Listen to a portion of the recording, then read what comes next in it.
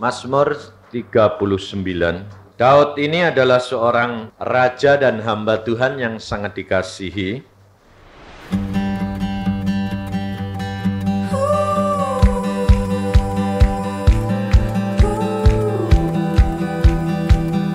Maka dari itu kita belajar mengapa Daud sampai dipilih Tuhan dan sangat dikasihinya, bahkan sampai Tuhan Yesus sendiri sebagai Allah yang mencipta, yang menjelma menjadi manusia, memakai nama Daud. Sebab Yesus selalu dipanggil anak Daud. Saudara kepengen enggak belajar seperti Daud? Sebab apa? Daud ini namanya sampai diingat di dalam dunia sampai ke surga. Nama Yesus disebut anak Daud. Maka dari itu saudara, kita belajar. Di dalam Alkitab ini banyak perkara yang kita harus belajarin supaya kita ini menyenangkan hatinya Tuhan dan tetap rendah hati.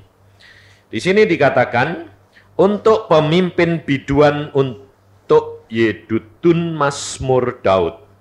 Pikirku, aku hendak menjaga diri supaya jangan aku berdosa dengan lidahku. Aku hendak menahan mulutku dengan kekang selama orang fasik masih ada di depanku. Aku keluh, aku diam, aku membisu, aku jauh dari hal yang baik. Tetapi penderitaanku makin berat. Hatiku bergelojak dalam diriku, menyala seperti api ketika aku berkeluh kesah. Aku berbicara dengan lidahku, ya Tuhan, beritahukanlah kepadaku ajalku dan apa batas umurku, supaya aku mengetahui betapa fananya aku. Sungguh hanya beberapa telempap saja kau tentukan umurku. Bagimu hidupku seperti sesuatu yang hampa. Ya, setiap manusia hanyalah kesia-siaan. Sampai di sini.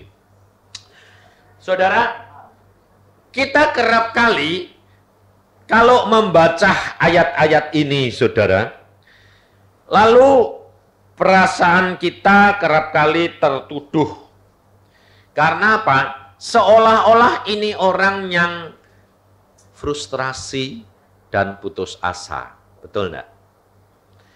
Ada masanya, saudara harus belajar, ada masanya di mana kita harus bertindak dengan penuh keperkasaan dan kesatriaan. Daud kalau dia perang, dia luar biasa, tidak mengenal kata takut. Tidak pernah dia mengatakan bahwa dia lemah. Tetapi mengapa di dalam ayat-ayat ini seolah-olah Daud itu orang yang tidak mempunyai daya apa-apa. Di sini kita harus tahu bahwa manusia ini harus tahu kedudukannya, saudara. Maka dari itu saya terus terang banyak diajar Tuhan perkara-perkara hari demi hari. Dan Tuhan memperingatkan, tadi pagi saya duduk diam di bawah kaki Tuhan, senangnya luar biasa. Karena apa? Bercakap-cakap dengan dia, damai sejahteranya luar biasa. Tidak ada yang ditakuti, tidak ada yang dikhawatirkan, enaknya luar biasa. Sampai saya berkata begini, Tuhan, laung hidup di dalam dunia ini ya terjamin gini kok ya Tuhan. Duduk di bawah kakimu damai sejahtera ini. Kok orang tidak kepengen tuh piye toh Tuhan? Kepengen. Tuhan berkata, kamu tahu semua orang kepengen, tapi tidak bisa. Saudara ya kepengen toh? Tapi tidak bisa. Kenapa? Karena segala sesuatu yang kita mau dapatkan yang indah, itu mesti dengan ketekunan, kesetiaan. Tanpa itu tidak bisa, saudara. Dan di situ Tuhan mengajar kepada saya begini. Banyak pemimpin-pemimpin, banyak hamba-hambaku yang menjadi pemimpin, menekuni persekutuan, jadi pendeta, jadi penginjil, jadi pengajar. Tetapi mereka sendiri tidak pernah mendapatkan apa-apa. Kenapa? Karena kerap kali kalau sudah sibuk, sepertinya kayak Vivit, Neneng, Didik, semuanya ini istrinya, sibuk menyiapkan, sibuk segala, kira-kira lebih untung mana daripada yang datang cuma dengar habis itu pulang? Hah? Kadang-kadang dia nyiapin, pikirannya masih di dalam alat-alat itu, malah firman tidak didengarkan. Kenapa? Pikirannya ruwet. Karena apa? Pelayanan. Saudara tahu? Makanya itu saya bilang, aduh Tuhan, kalau gitu kenapa ada banyak hambamu yang ketinggalan nanti? Itu soalnya karena apa? Karena mereka tidak tahu pada waktu di mana dia harus menjadi pendengar dan menjadi pelaku firman. Dan pada waktu yang mana dia harus bertindak satria, tapi bukan sebagai seorang yang lemah. Pada waktu dia berdiri, dia harus bertindak sebagai seorang yang perkasa, karena dia sedang berperang. Tapi pada saat yang lain, dia harus menjadi seorang seperti Daud, pendengar dan menerima dan melakukan firman. Saudara tahu? Mengapa banyak hamba-hamba Tuhan jatuh? Karena apa? Karena tidak tahu statusnya, tempatnya dia pada saat yang tepat berada di mana. Demikian juga saudara-saudara menjadi orang Kristen kerap kali cuma apa? Apalagi ibu-ibu ini. Kalau sedang frustrasi di rumah, kena maki orang suaminya, tidak cocok, kena marah. Terus saudara ibu-ibu ini lalu ngomongnya apa?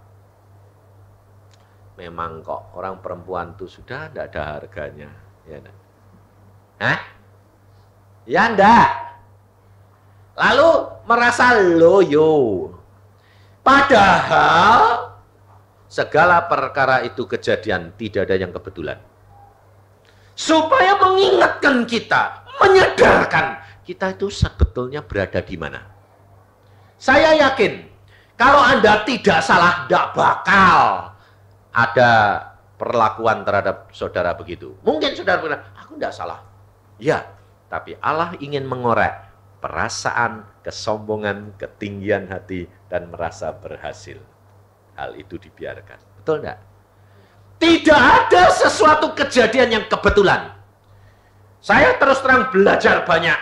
Dan saya mendapat banyak karena apa? Karena saya ini sadar dan mengucap syukur sama Tuhan karena saya dibuat tidak tahu apa-apa. Jadi kalau saya mau membawa firman Tuhan itu cuma duduk diam, menyembah, mengucap syukur, Tuhan engkau itu memang baik kok ya. Dia ngomong sendiri, kamu nanti bawa firman loh. Ah iya, tapi tak mau kasih, iya aku tidak bawa. Dia ngomong sendiri, nanti bawa ini. Iya, tapi buat aku juga toh Tuhan, aku ya ajar dari kamu. Iya, baik gitu. Nah, untung saya kan double. Ini keuntungan saya.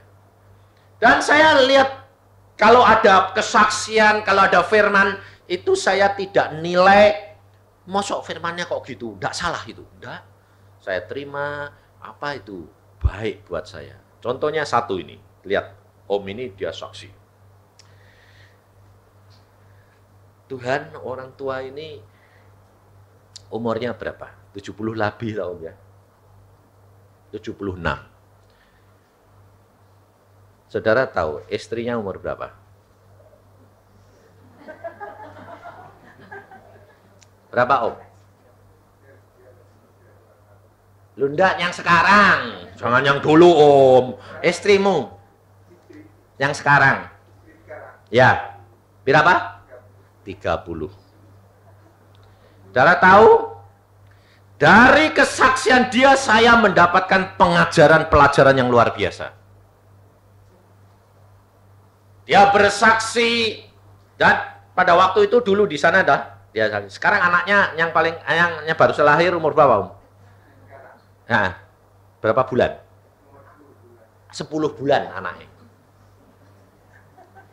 Saya lihat dia bersaksi, saya lihat keadaan ini, apa yang saya dapat pelajaran, saudara? Setiap kejadian tidak ada yang sia-sia Allah itu lakukan. Luar biasa, enggak? Saya dapat pelajarannya gini. Tuhan, engkau lihat itu Om. Dia umurnya 70 lebih. Tapi ada gadis umur 30 yang jatuh cinta. Loh, saya lihatnya dari sudut itu. Saudara tahu mengapa? Karena dia jadi hamba Tuhan. Betul enggak? Dan gadis-gadis tidak melihat umurnya, tapi melihat pelayanannya. Dia diangkat oleh Tuhan sedemikian sehingga membuat orang kagum. Betul enggak? Saya lihat diri saya bilang, Tuhan, di sini aku melihat. Sebab saya tahu, sebetulnya istri saya itu umurnya pendek. Kalau engkau ambil, saya lihat Tuhan berbahaya. Saudara tahu? Saya dapat pelajaran banyak. Jadi kalau ada orang bersaksi, saya tidak nyala dia. Orang sudah tua, tidak tahu diri. Tidak. Saya tanya sama Tuhan, dia bersaksi, istrinya muda gini. Saya bukan menilai dia, tetapi saya menanyakan Tuhan, Tuhan, di mana rahasianya dan pelajaran untuk aku? Tuhan berkata, lihat, setua itu pun banyak gadis yang jatuh cinta. Lalu saya berkata, wah Tuhan, kalau istriku mati, bagaimana ini?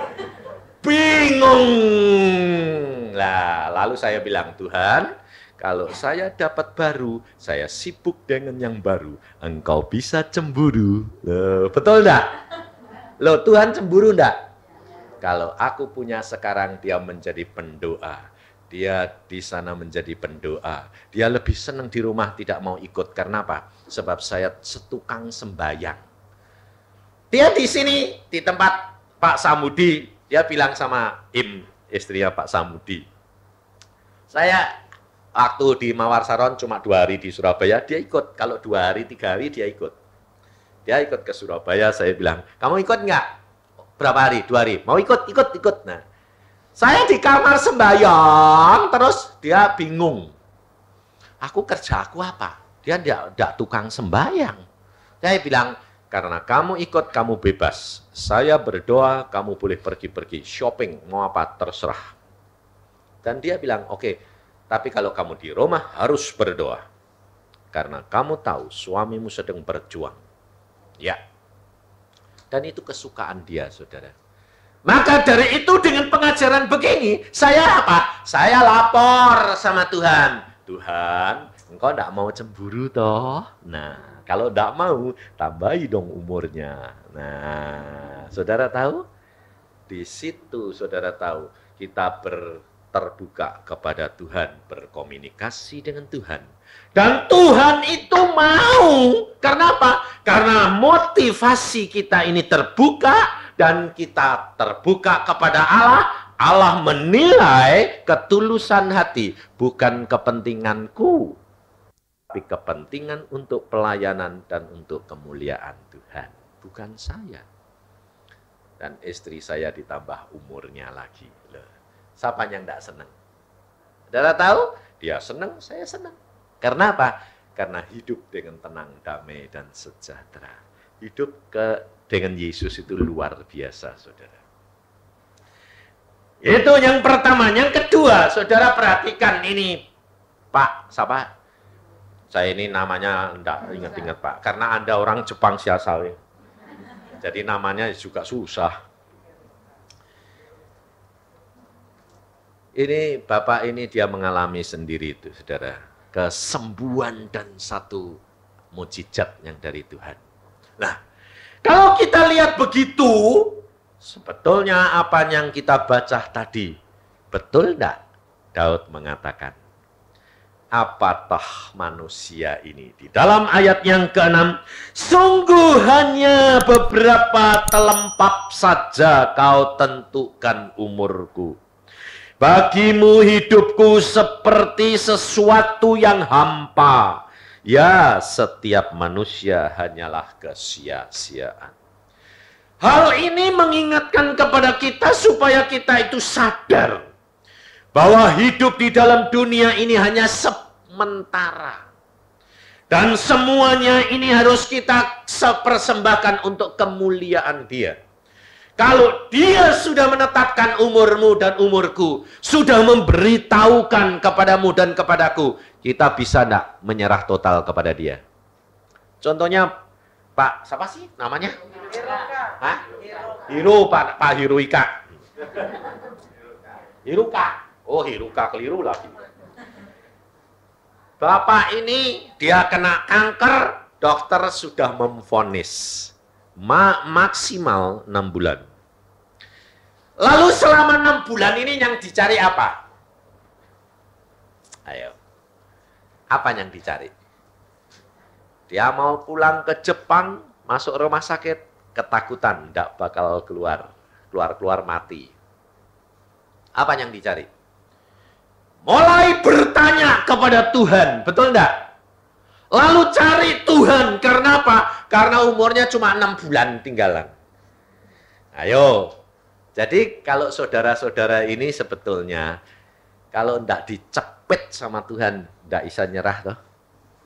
Lebih-lebih yang masih muda-muda ini rasanya masih panjang kok enak. Maka dari itu saudara itu harus sadar, berapa sih umurku ini berapa? Tolong Tuhan kasih tahu. Supaya kamu dapat benar-benar hidup untuk menggunakan waktumu untuk Tuhan. Sebab kenyataan manusia ini kalau sudah umurnya pendek baru berkata gini, aduh kurang sebentar. Tapi anehnya kalau sudah tahu pendek, ada yang nangis terus. Lah lucu toh, malah takut mati, malah cepat mati nih. Kenapa? Karena ketakutan, energinya ini dipakai banyak, makan tidak suka, badannya tambah lemah, stres, jadi tambah game. Kalau divonisnya 6 bulan, jadi cuma 3 bulan. Kenapa? Karena ketakutan. Apa sebetulnya apa? Saya sebaliknya malah kepengen pulang, diolor-olor sama Tuhan. Sudah pulang Tuhan mengatakan, kembali, waktumu belum tiba. Loh Tuhan aku sudah kepengen, tugasmu belum selesai. Balik, ditambahi lagi. Sekarang saja saya cuma minta umur 60.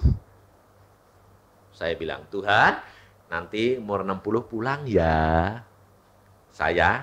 Istri saya bilang, ya nanti sudah tugas selesai, anak-anak sudah gede, semua sudah jadi, pulang Saya bilang, pulang, tapi janji lo ya, jangan tinggal aku, dia bilang gitu. Aku ya gitu kok, jangan lama-lama mbok tinggal kue nanti repot.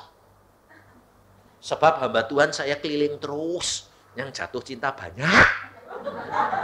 Susah, saya bilang.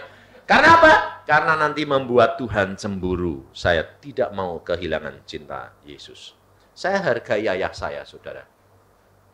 Ayah saya, ibu saya umur 67, meninggal. Ayah saya umur 68. Ayah saya sekarang 74. Kalau saudara ketemu ayah saya, waktu dia ke Surabaya sama adik saya, dia makan di Minggili. Ada orang bilang gini, dia bilang, Yusa, saya ke Surabaya, orang pada melotot. Itu Pak Yusa kok tua ya? Itu Pak Yusa kok tua ya?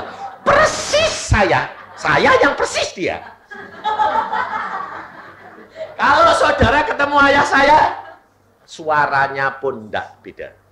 Pasti engkau tidak akan tahu. Kalau apalagi kalau engkau cuma dengar suaranya lalu dari belakang, pasti kamu kira saya.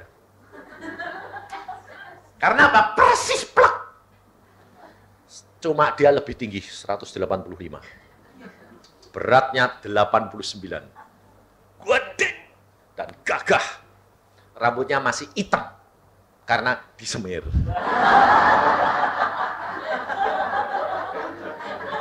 Jadi Jadi kalau sama saya itu seperti kakak saya. Lah aku sudah putih. Dia hitam. Bayangin. Jadi kalau sama saya itu seperti kakak saya. Dan pada waktu ke Surabaya, di Surabaya seminggu dia. Sama adik saya dari Australia. Orang enggak tahu kalau itu dia. Sehingga waktu makan di restoran tuh, itu Pak Yusa ya? Itu Pak Yusa. Sebab suaranya persis saya. Jadi orang dengar suaranya dulu toh. Lalu, Pak Yusa, kok tua? Wah, akhirnya ini penasaran orang ini dideketi. Om, kenal Yusa? Loh, Yusa itu anakku. Wah, pantesan. Jadi saudara tahu, dan dia tetap tidak mau menikah. Kenapa?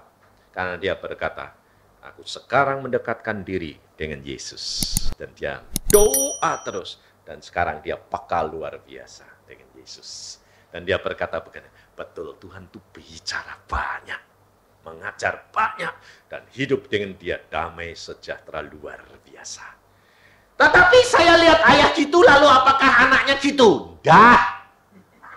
Memang ayah saya terhadap pernikahan, dia berkata, aku tidak akan menikah, cukup satu kali. Karena kelemahan dia tidak di dalam seks. Dia memang tegar, lain sama saya, mata keranjang. Jadi saya sama bapak saya bilang, Bapak enggak kawin bisa, tapi kalau itu terjadi sama Yusa, repot. Saya bilang, kenapa? Kamu kok mata keranjang? Aku anakmu, tapi kamu mata duiten, Yusa tidak. Jadi dia depan tulang. Sama, saya bilang. Karena ayah saya lemahnya di duit. Maka dari itu, saudara, setiap manusia tidak ada yang kuat.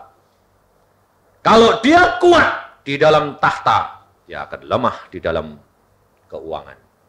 Tetapi kalau dia kuat di dalam keuangan, dia akan lemah di dalam seks. Sebab apa? 3 ta ini tidak bisa dilepaskan setiap orang. Maka dari itu kita harus menyadari kelemahan kita.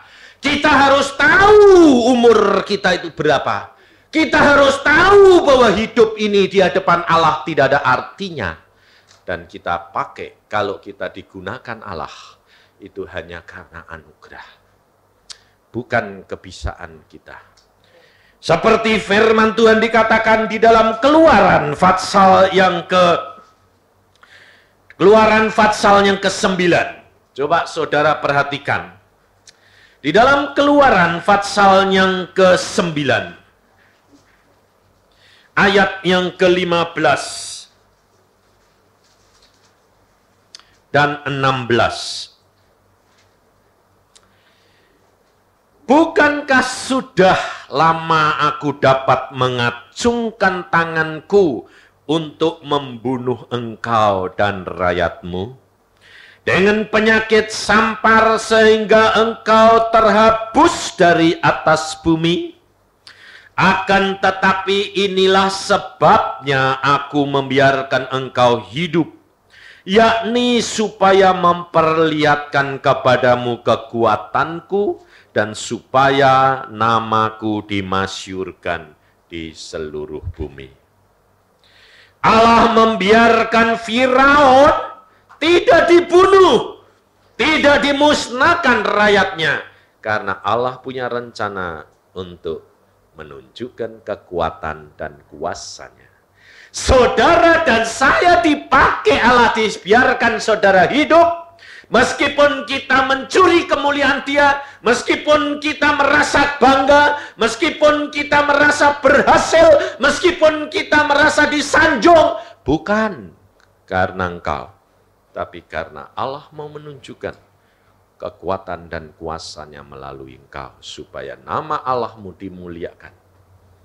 Tapi kerap kali engkau merasa berhasil, kerap kali engkau merasa bangga, kerap kali engkau merasa aku yang melakukan segala perkara itu. Hati-hati. Dan bahkan ini yang menjerat. Kerap kali engkau merasa Tuhan mengasihi aku lebih daripada yang lain. Hati-hati. Lalu engkau menjadi tinggi hati dan sombong, dan menganggap orang lain tidak ada harganya. Kita harus menyadari bahwa di hadapan Allah kita itu tidak ada artinya. Kalau Allah tidak mau mengangkat kita tinggi-tinggi, kita tidak akan dapat berhasil. Apalagi ibu-ibu kalau sudah pekerjaannya berhasil, coba, suami-suami akan merasa minder. Pasti. Kenapa? Sebab ibu-ibu kerap kali lalu mulai berani sama suaminya. Meskipun tidak terang-terangan, tapi dalam hati bilang apa? Coba kalau tidak aku. Anak-anak mati kelaparan. Loh, kamu dulu tuh milih suami itu, kamu seneng panda. Ingat, bahwa engkau kerap kali tidak menyadari. Kamu memilih suami kepingin menjadi penunjang, betul enggak? Engkau bersandar kepada dia. Tetapi kalau ternyata yang kamu sadari ini malah jadi bebanmu, kira-kira kamu bilang apa? Ngerti ya, gini, enggak kawin sama kamu. Loh, betul enggak? Saya tadi pagi-pagi barusan bersihin, lihat pohon mangganya Samhudi yang dulu pernah berbuah lebat, sekarang enggak berbuah. Kenapa? Sampai saya pada waktu di belakang saya bilang, Tuhan, pohon ini pernah engkau berkati sampai buahnya 250, sekarang kok tidak berbuah, mengapa Tuhan? Lalu Tuhan mengatakan begini, yang punya rumah aja tidak tahu, tidak nyadari. Tuhan berkata, lihat itu, batang pohon itu. Kenapa? Loh, kok ngelupas semua ya Tuhan? Sebab dimakan rayap. Loh, kenapa? Sebab disanggah, mau roboh disanggah sama kayu. Kayu yang menyanggah menjadi penyakit buat dia dan akhirnya menggerogoti hidupnya. Lalu saya bilang, itu gara-gara kamu sanggah pakai kayu segala rayapnya naik. Lalu Tuhan ngomong, kamu nanti kan bawa firman itu toh. Nah, ini wanita juga begitu. Cari suami mau menyanggah hidupnya, taunya suaminya ngerogoti dia. Tidak berbuah, saudara tahu? Kalau engkau bersandar kepada manusia, kau akan kecewa. Kalau engkau bersandar kepada dirimu sendiri, kau juga akan kecewa. Ingat, suami yang kau harapkan tidak menyenangkan hatimu. Tapi jangan jatuh ke dalam engkau menyandar kepada kekuatanmu dan dirimu. Engkau pun akan jatuh. Karena firman Tuhan di dalam Yeremia 17 dikatakan, terkutuklah orang yang berharap kepada manusia. Manusia yang menyandarkan dirinya berdasarkan kekuatannya. Di dalam Yeremia 17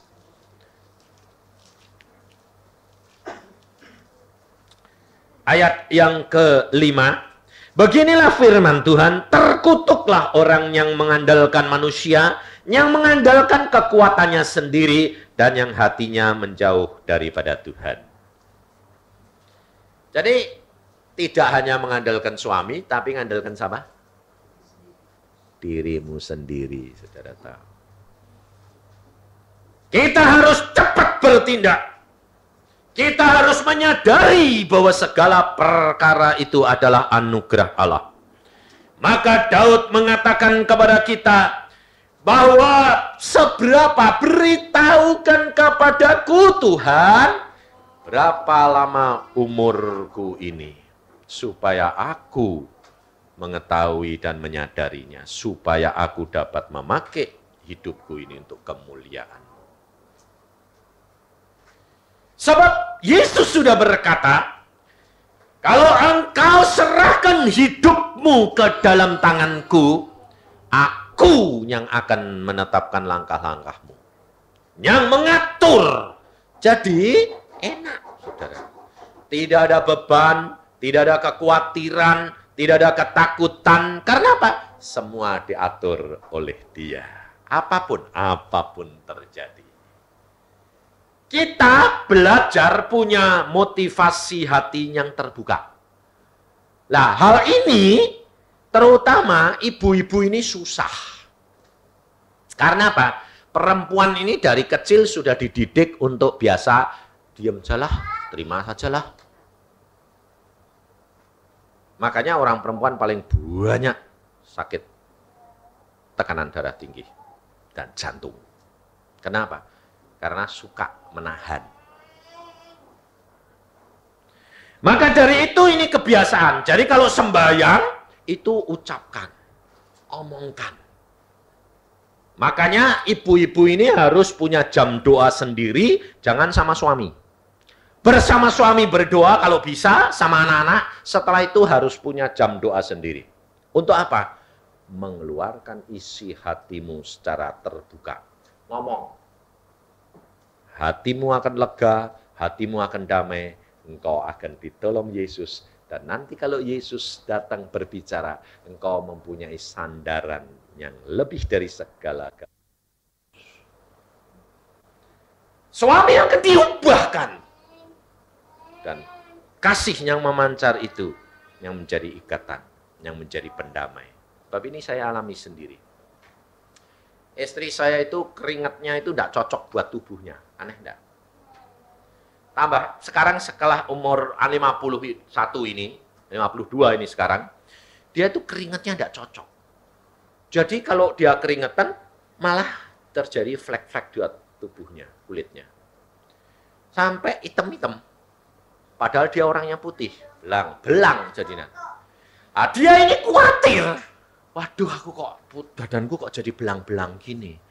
Nanti bagaimana pandangan suamiku? Jadi dia ini mikiri itu. Saya bilang, kamu ini tolol. Saya bilang, kenapa kamu mikirin itu? Kalau kamu pikiran nanti malah timbul segala macam. Kamu lihat saja suamimu ini, sayangnya sama kamu tambah atau malah kurang? Tambah. Ya sudah, jangan dipikiri. Lah, lalu dia tanya, kenapa kok kamu bisa begitu? Saya bisa aneh. Tidak bisa lihat kulitmu yang belang-belang. Saya malah jatuh kasih karena apa? Kasihan si Tuhan kok kulitnya gitu. Kalau saya tidak tambah sayang dia, dia tambah menderita. Aneh enggak? Tambah diputer balik, tambah suruh sayang. Loh, saya sampai aneh. Lihat orang lain mulus-mulus, ini lihat istri saya belang-belang, kok sayang saya malah tambah. Ini kan bingung toh. Itu Yesus yang mengubahkan. Saudara tahu? Sehingga kami ini merasakan tambah tua, tambah cintanya bertambah. Banyak orang terjadi, malah musibah terjadi dalam hidup istrinya, suaminya malah lari. Benar enggak? Tapi anak Tuhan, setiap kejadian, kutuk akan diubah oleh Allah menjadi berkat. Karena Kristus mengubahkan segala perkara. Maka dari itu saudara, kehidupan kekristenan harus kita sadari. Bangsa Israel dipilih Tuhan, dianiaya oleh Firaun.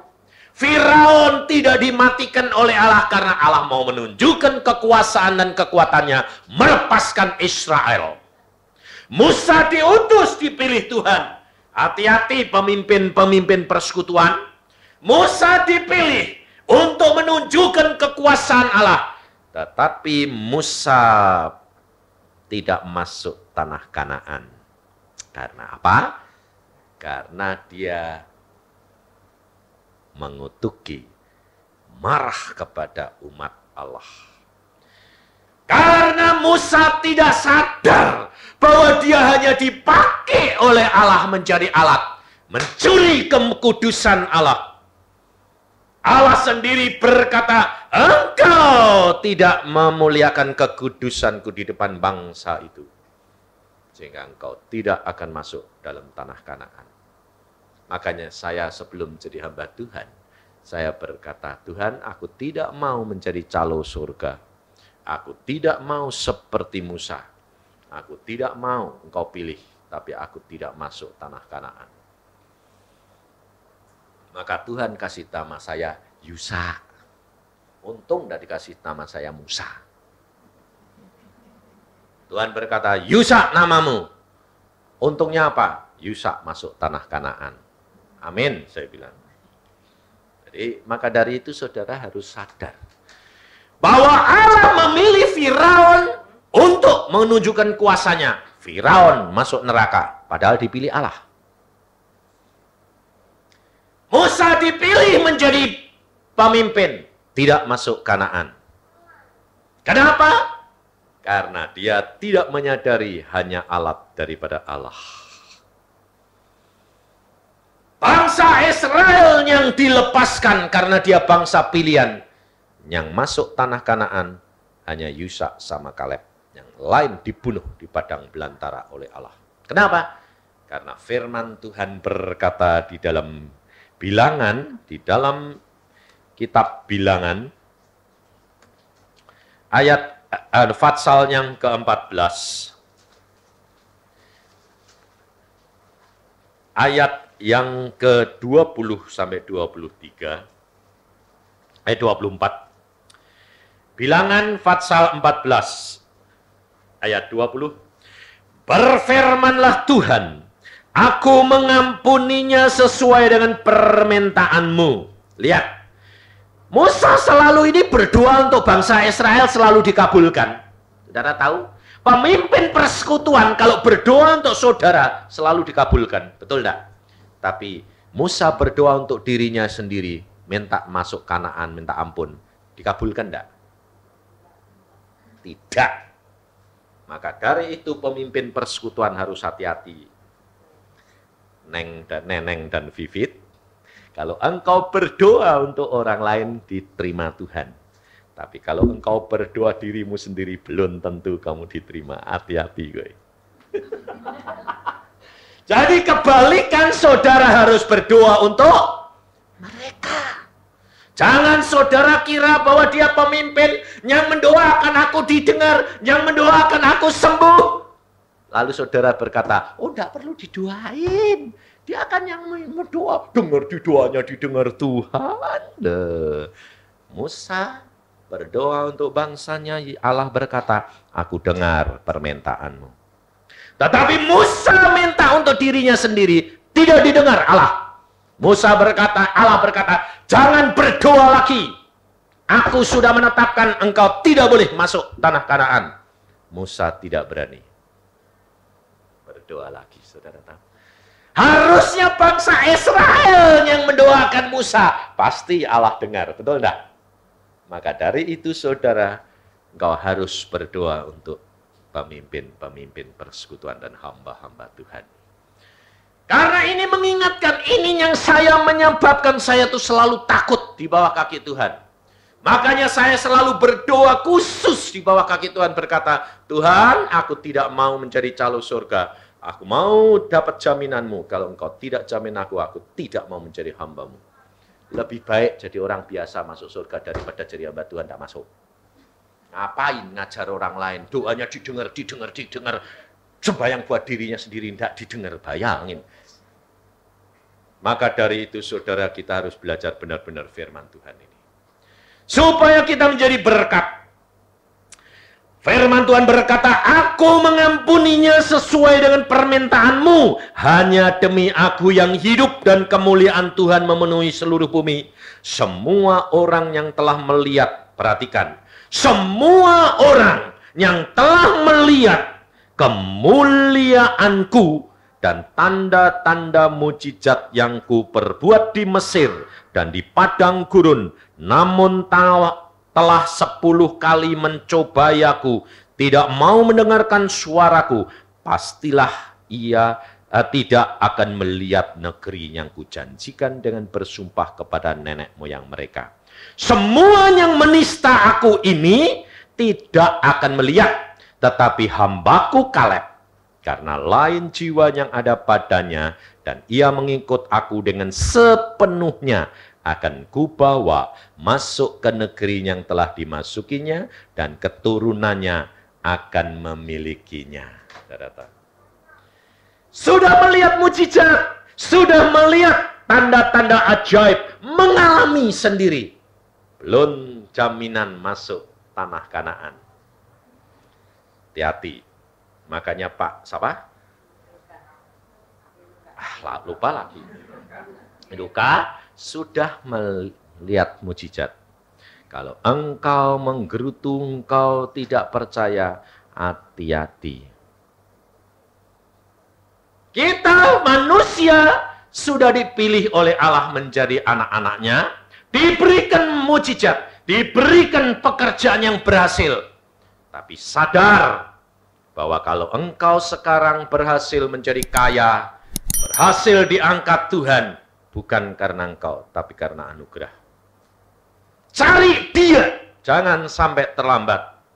Karena Yesus Allah berkata, telah 10 kali mereka menista Allah dengan menggerutu. Kerap kali kita sudah diberkati tapi tidak merasa bahwa itu adalah anugerah. Tapi merasa mencuri kemuliaan Tuhan, merasa aku berhasil. Hati-hati.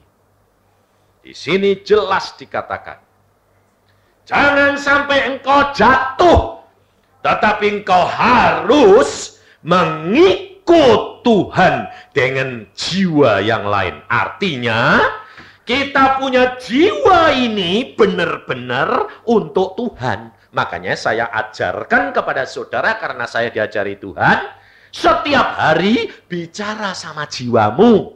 Omongi sendiri, jangan takut dicap orang gila. Sebabnya harus ngomong. Hai jiwaku, mengapa kamu gundah gulana, engkau gelisah? Allahmu tahu, suamimu itu baik, anakmu itu baik, tidak apa-apa. Memang dia jahat, dia marah-marah, karena kamu yang belum beres. Jangan, dia Tuhan, laporin, salah. Jiwamu nanti menjadi pemberontak, jiwamu menjadi penentang. Tetapi beri jiwamu ini penurutan, kesadaran untuk tahu bahwa semuanya adalah anugerah Allah. Bahwa segala perkara dibiarkan Allah karena Allah tahu dan Allah punya rencana. Kalau suamimu tidak dapat menjadi berkat, engkau perempuan-perempuan sebagai penolong menjadi saluran berkat. Allah itu luar biasa. Tidak ada keluarga yang tidak jadi berkat. Sebab Yesus sudah berkata, 1 orang diselamatkan, seluruh isi keluarga diselamatkan. Suami tidak bisa menjadi berkat, istri tidak bisa menjadi berkat, anak dapat menjadi berkat. Makanya saya selalu senang kalau ngajar anak-anak kecil, anak-anak muda. Saya berkata, berlomba. Jangan kamu kalah sama ayah ibumu. Karena apa? Belum tentu ayah ibumu menjadi berkat. Tapi kamu dapat menjadi berkat, sebab ini pengalaman keluarga kami. Saya didik adik-adik saya selalu katakan, kalau kamu mau menjadi berkat, cintai Yesus, belajar tiap pagi bangun, berdoa, baca Alkitab, engkau akan diberkati. Kita berlomba, keluarga kita semua diberkati luar biasa. Makanya anak saya kalau ngomong bagaimana? Papa dicinta Tuhan, Papa ngajar kamu dicinta Tuhan, kita berlomba. Siapa yang menyenangkan hatinya Tuhan? Semuanya yang menjadi berkat. Berlomba menjadi berkat, bukan berlomba diberkati. Lain toh? Berlomba menjadi berkat, bukan berlomba minta salah. Tapi sekarang ini ibu-ibu kalau sembahyang mintanya apa? Berkat toh? Iya. Tapi berlomba menjadi berkat, menyenangkan hati Yesus, kau akan jadi berkat. Kasihmu akan mengalir dan berkatmu akan dinikmati semuanya. Saya kalah sama adik saya, terus terang saya kalah. Dia lebih tekun, lebih suci. Dan akhirnya berkat dia melimpah luar biasa. Ayah saya sekarang ikut adik saya. Saudara-saudaranya ditolong semuanya melalui berkat adik saya. Aneh enggak? Ratusan juta. Kenapa? Karena dia menjadi saluran berkat. Pakai saja, pakai saja, pakai saja. Bayangin. Allah memberkati, Allah memakai untuk kemuliaan dia. Saudara tahu? Maka dari itu, hiduplah belajar dari firman. Belajar dari Daud mengatakan, bagaimana aku dapat menjadi kemuliaan bagi namamu. Di dalam Mazmur ini dikatakan, aku hendak menjaga diri, supaya jangan aku berdosa dengan lidahku, aku hendak menahan mulutku dengan kekang, selama orang fasik masih ada di depanku. Mungkin suamimu yang menjadi orang fasik, mungkin tetanggamu, mungkin pembantumu, mungkin orang tuamu, mungkin mertuamu, banyak. Tapi, perhatikan, aku keluh, aku diam. Oh, ngerti? Belajar seperti ini yang dikatakan. Aku keluh, aku diam. Jangan belajar membantah.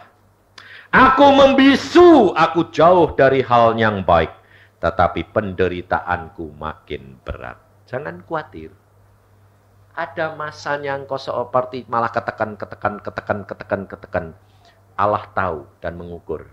Sudah sampai batas waktunya. Engkau diangkat tinggi-tinggi. Karena pada waktu engkau sudah tak kuat, Allah di situ menunjukkan kemampuannya. Aku bela anakku, angkat dia tinggi-tinggi. Menjadi motor, menjadi berkat, menjadi kemuliaan. Bayangin saudara. Hatiku bergelojak, dalam diriku menyala seperti api ketika aku berkeluh kesah. Aku berbicara dengan lidahku. Jadi omong sama Tuhan. Katakan, ya Tuhan, beritahukanlah kepada aku ajalku, apa batas umurku, supaya aku mengetahui betapa fananya aku. Ini loh saudara, kehidupan kekristenan kalau engkau berani tahu kedudukanmu, kau akan dipimpin oleh Allah luar biasa. Seorang ibu yang sudah menyerah di dalam keadaan yang kejepit luar biasa. Total, dia bilang, Pak Yusa sudah tidak banyak. Percaya, hadapi, yakin Allahmu sanggup menolong kau. Bagaimana caranya? Tidak tahu. Ucapkan syukur, hadapi. Jangan takut, kalau harus masuk penjara, jalani. Sampai gitu Pak. Ya. Bukankah Allah sanggup menolong? Allah sudah mengukur, dia cakap menolong. Allah bebaskan dia melalui orang yang dia sendiri tidak tahu. Luar biasa. Sehingga utang-utang dia dibebaskan dan dia ditolong. Sampai dia bilang, enggak masuk akal ya Pak, ratusan juta kok. Tapi kok bisa lepas ya saya. Karena Allah sanggup lakukan segala perkara. Bagaimana caranya? Allah yang tahu. Tetapi yang penting, tutup mulut. Tetapi pada waktu engkau berdoa, ucapkan dan katakan kepada dia. Menjadi menyenangkan hati Tuhan. Allah biarkan bertindak untuk menolong engkau. Amin.